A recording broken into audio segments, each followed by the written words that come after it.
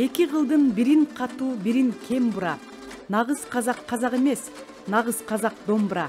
Билгин келсе биздин жайды, андан сурат тек гана деп казактын белгилүү акыны Кадыр Мырза Али айткандай, казак элинин улуттук аспабы домбура эзелтен калктын жан дүйнөсүнө сиңген төл өнөрү, асыл казнасы, улуу талаанын тамыры терең тарыхы менен сан кылымдык мурасы.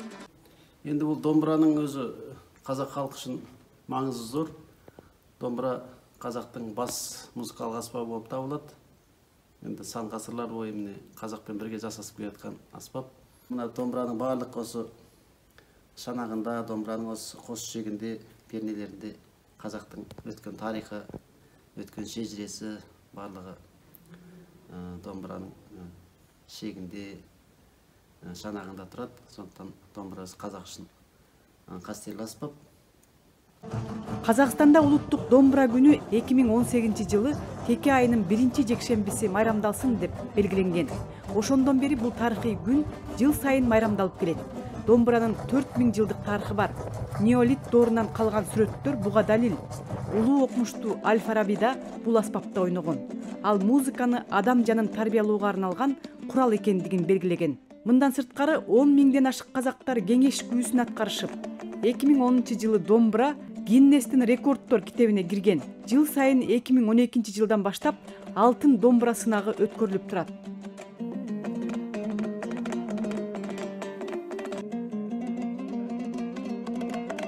Астана шаарынын тургуну Какимбек Эрдибай теги, домбура өнөрүнүн чебери. Бала чагында айылда музыкалык мектеп болбогондуктан радио, телени карап, домбура черткенди үйрөнүп алган. Улуттук өнөрдүн устасы учурда өлкө, тарых, келечек муун үчүн эбегейсиз эмгек жасап жатат. Балдарга домбура үйрөтүп, улуттук уңгуну улап, тарыхты таанытууда. Ал Борбор калаадагы номер 54 мектеп лицейинде домбура иримин жана өзү түзгөн ансамбльди жетектейт. Өзү чыгарган обондуу ырларды ырчылар, мектеп окуучулары аткарып жүрүшөт.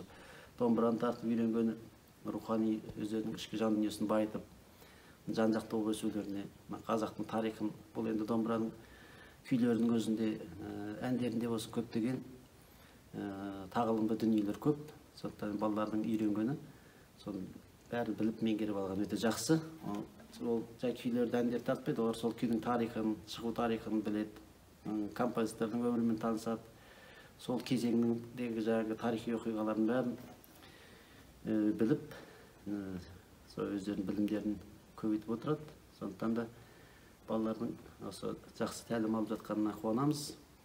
Көптеген жүлдөгерлер бар, лауреаттар шығып жүрмін. Осы мектепте істегенде, осы мектепте 15 жыл болды міне.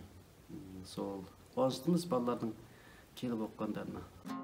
Домбура катуу жыгачтан жасалган эки кылдуу музыкалык аспап. 20 кылымда ыр күүлөрдү жыйнаган Александр Затаевич казак калкынын Миң ыры китебинде сыртынан караган адамга карапайым көрүнгөн домбура чебер аткаруучунун колуна тийгенде өз чамасынан да ашып түшүп, кулпуруп чыга келгенде таң каласыз деп айткан экен. Түймөсү, түймө дейт, жана шекти әкеп байлайт. Түймө, шанак. Шанак деп атат. Табалдырык деп айтып жатат. Кичкентай тиек дейт. Негизги курулушу болушу менен. Домбурада күй тартат, ән салат, күн билет.